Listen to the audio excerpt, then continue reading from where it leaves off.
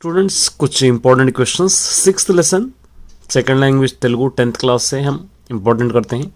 Very important questions है और ये सभी क्वेश्चंस ओन से बने हुए कॉन्सेप्ट वाइज बने हुए हैं, आप इजीली याद कर पाते हैं क्योंकि इसके अंदर से हार्ड वर्ड जितने भी थे वो सभी निकाल दिए गए हैं।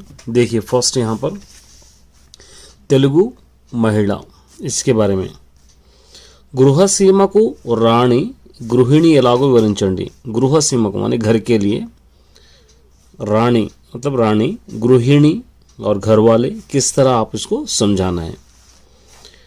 నిజంగా గృహిణీలు గృహసీమకు రాణులే, सचमुच में घर वालियों ने घर के लिए रानी है।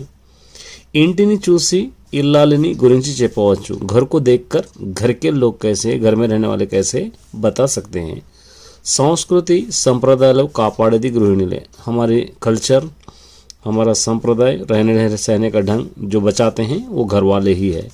सहनंतो तम बाध्यतలను నెరవేరుస్తారు, बहुत ही सब्र के साथ अपने अपने रिस्पॉन्सिबिलिटी निभाते हैं। कुटुंबम अंता आमे को अड़गु जाड़लो नడుస్తుంది, पूरा जो फैमिली है उनके रास्ते में चलते हैं, मतलब उनके कदमों में चलते हैं, समझिए वो बतलाए सो रास्ते में चलते हैं। इलिंद्र सरस्वती देवी एक पोएट का इंट्रोडक्शन है। देखिए सरस्वती देवी स्वातंत्र आने की पूर्व में कलम पट्टें दी। सरस्वती देवी हमको आज़ादी नहीं मिलने से पहले ही कलम अपना हाथ में लिए थे, पेन हाथ में लिए थे। नवलలు नॉवेल्स, नाटिकలు नाटक, व्यासालु लिखे हैं बहुत सारे। उसके बाद तुलसी दड़ालु, రాజహింస, ఈమె కథా సంపుటాలు, ये इनके बुक्स के नेम्स है।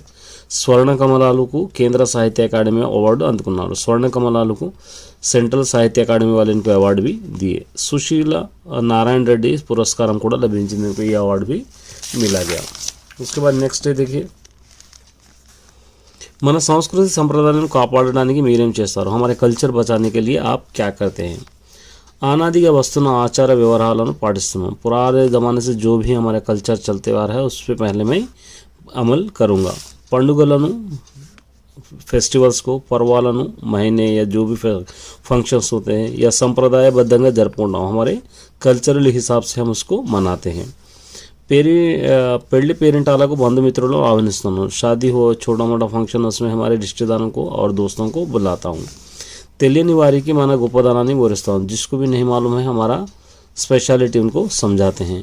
సామరస్యంతో అందరి పద్ధతులను గౌరవిస్తున్నాం, हम लोग सामरस्य मतलब सामरस्य सब लोग मिलजुल कर रहना, जिसको हम कहते हैं डेमोक्रेटिक से मैं सभी को बुलाता हूँ, मतलब ज़ात पात का फ़र्क नहीं देखे जैसा सभी को मैं बुलाता हूँ। उसके बाद नेक्स्ट देखिए, ये भी इंपॉर्टेंट है। పాటలే విద్యాపీఠాలు అంటే నీకేమర్థమైంది, गाने ही उनके एजुकेशन डिग्रीज है, इससे आपको क्या समझ में आया।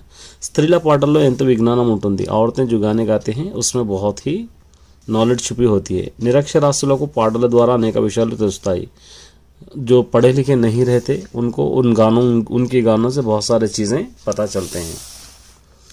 पुराणालु, चरित्र, वैद्यम, वेदांतम వంటి ఎన్నో తెలుస్తాయి। पुराण, हिस्ट्री और डॉक्टरी, ऐसे बहुत सारे वेदांत, ऐसे बहुत सारी चीज़ें उनके गानों से पता चलते हैं।